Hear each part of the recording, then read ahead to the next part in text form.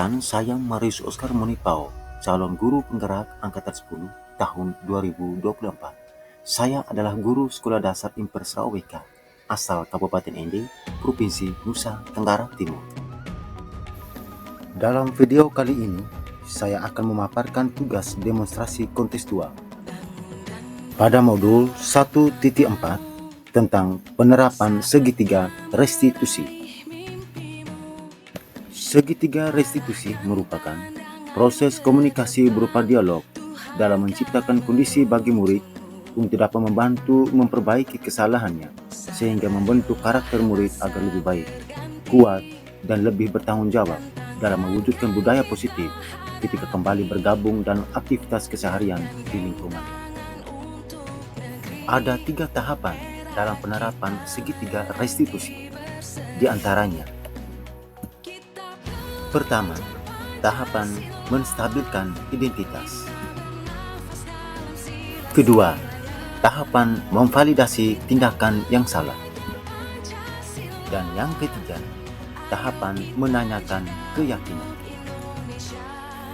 Pada tahap menstabilkan identitas dapat dilakukan berdasarkan prinsip dalam berbuat kesalahan adalah merupakan bagian dari pembelajaran. Sehingga pembelajaran yang telah ia peroleh dalam melakukan kesalahan dapat merubah perilaku identitas yang gagal karena telah berbuat kesalahan agar menjadi orang yang lebih sukses. Pada tahap memvalidasi tindakan yang salah dapat dilakukan berdasarkan prinsip bahwa dalam setiap perilaku akan berupaya memenuhi suatu kebutuhan tertentu. Guru akan bergeser dari pemikiran stimulus respon menjadi proaktif, sehingga guru dapat mengenali dan mengakui kebutuhan murid dapat memperbaiki hubungan. Sedangkan pada tahap menanyakan keyakinan akan dilakukan melalui prinsip bahwa murid akan diberi beberapa pertanyaan yang bermakna untuk memunculkan motivasi secara intrinsik, sehingga murid mampu mengaitkan keyakinannya dengan tindakan yang salah. Kasus pertama, Bu Yuli mempersilahkan muridnya untuk duduk di posisi tempat duduknya masing-masing setelah melakukan kegiatan X-Week. Cynthia dengan sengaja menarik kursi temannya Fiani yang duduk di sampingnya, sehingga Fiani terjatuh ke lantai yang mengakibatkan kepalanya terbentur dan berdarah. Inilah video skenario atau strategi yang dapat saya lakukan untuk menyelesaikan masalah pada kasus pertama berdasarkan segitiga restitusi. Selamat menyaksikan. Siang, Pak. Siang, anak. Silakan duduk, anak. Terima kasih, Pak. Apa kabar hari ini, anak? Baik, Pak. Baik, tapi kamu kelihatan raut wajah anaknya sedikit murung, agak gelisah. Apa mau tahu ini? Kira-kira anak tahu tidak tujuan Papa memanggilmu ke ruang kami? Tahu. Kira-kira apa? Kalau anak sudah tahu, kira apa tujuan Papa memanggilmu ke ruang kami? Coba ceritakan.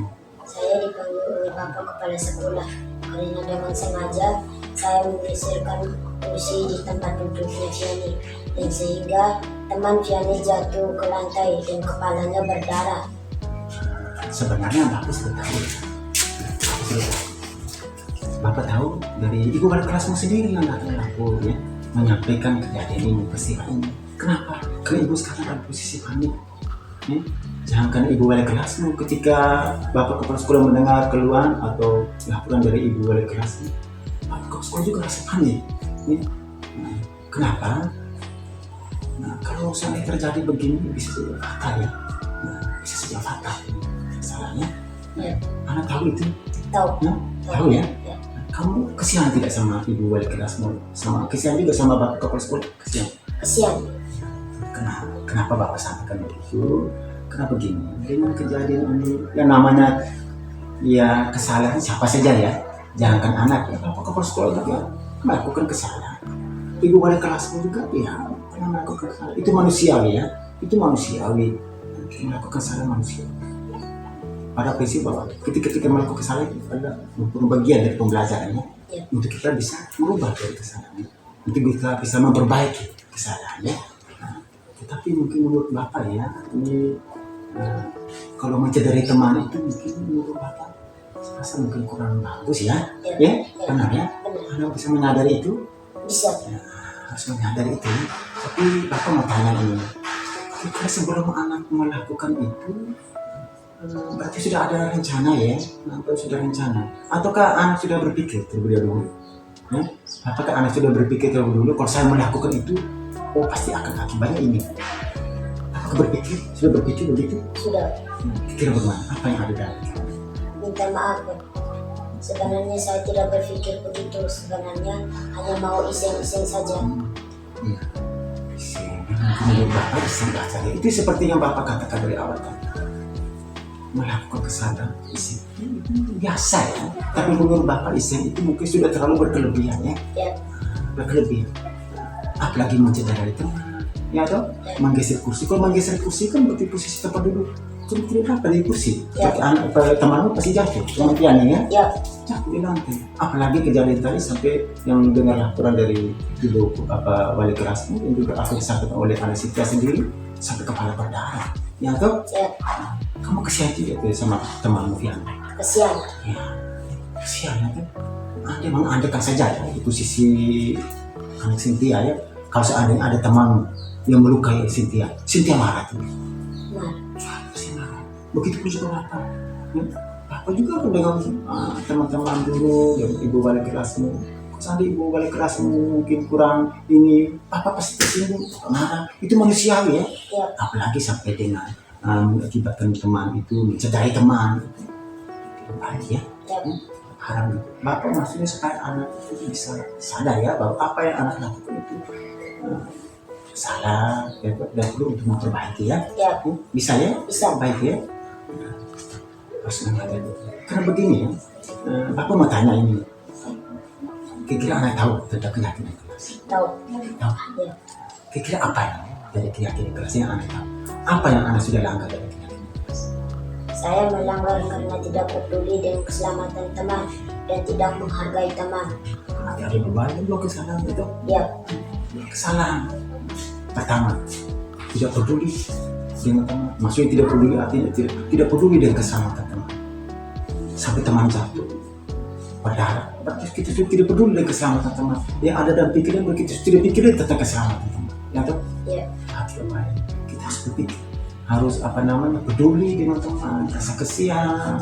Oh kenapa kalau saya lakukan ini masih terjadi begini, kesian temannya. Harus berpikir. Artinya sebelum kita melakukan sesuatu itu kita harus berpikir terlebih dahulu ya. Apa dampak apa kita. Kalau kita melakukan sesuatu dengan berpikir lebih dulu, berarti itu akan terjadi seperti ini. Ya kan? Boleh iseng, ya itu iseng yang macam-macam saja, ya. Iseng macam-macam saja, ya bisa diterima oleh teman, oleh siapa saja, ya kan? Itu harapan anak ya. Nah, kalau anak sudah memahami tentang keyakinan kelas, bukan saja hanya memahami, tetapi juga nyatakan ya dalam tindakan, ya dalam tindakan perbuatan kita, ya tuh karena keyakinan kelas dibuat itu, ya kesadaran diri ya tuh untuk kita mau melakukan tanpa ada paksaan siapa, yang tanpa ada paksaan siapa, supaya melatih diri kita untuk menjadi anak yang lebih baik, membentuk sikap karakter kita, ya kan? Membentuk sikap karakter kita supaya menjadi anak yang lebih dewasa, yaitu hebat, pintar, cerdas, ya lebih disiplin, ya bisa anak ya. Bisa. Nah, sekarang Bapak mau tanya, tadi anak sudah sampaikan bahwa kesian ya juga sama teman, kesian itu manusiawi. Kalau kita melakukan kesalahan, kita kesiannya sama temannya, apalagi teman sudah mengalami kecelakaan ya, sampai berdarah ya. Kira-kira apa yang anak mau lakukan untuk teman, untuk meluluhkan kembali hati teman Firly? Apa yang anak akan lakukan? Izinkan saya Bapak keluar UKS untuk melihat keadaan Fiani dan minta maaf atas segala perbuatan saya tadi, sehingga saya akan membantu ibu wali kelas membersihkan luka teman. Ini bagus Bapak. Bapak bangga ya sama kamu ya. Bapak sangat bangga.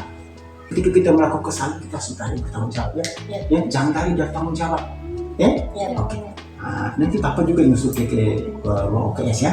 Nanti anak duluan ya. Anak duluan ke sana ke ruang UKS. melihat keadaan kondisi temanmu ya. Ya. Nah, sambil membantu ibu balik kelas ya, jangan bersihkan. Nanti bapak nyusul ke ruang UKS ya. Ya. Oke, terima kasih ya. Oke. Nanti duluan ke ruang UKS ya, bapak.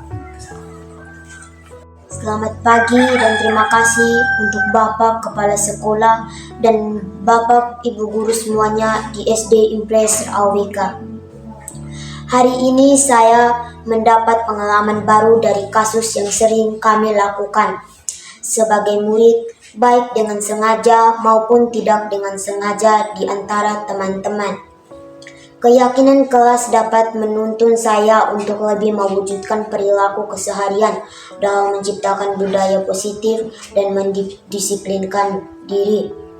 Dari kasus tadi, mengingatkan saya bahwa perbuatan yang saya lakukan di luar nalar akan mengakibatkan dan dapat mencelakakan teman. Sehingga dari arahan dan pesan yang disampaikan oleh Bapak Kepala Sekolah menjadi pelajaran untuk saya dan memperbaiki sikap dan perilaku untuk lebih peduli terhadap keselamatan teman dan saling menghargai. Terima kasih guruku, selamat siang dan salam sehat. Kasus kedua, Kian ditugaskan oleh kepala sekolah untuk menjadi pemimpin upacara apel bendera di hari Senin. Ketika waktu apel akan segera dimulai, Kian datang terlambat sehingga digantikan oleh salah satu temannya, Jeffrey, untuk menjadi pemimpin upacara. Selama kegiatan apel berlangsung, temannya menggantikannya sedikit gugup dan banyak melakukan kesalahan karena tidak punya persiapan. Inilah video skenario atau strategi yang dapat saya lakukan untuk menyelesaikan masalah pada kasus kedua berdasarkan segitiga restitusi. Selamat siang Bapak. Pak, siang anak. Silakan dulu.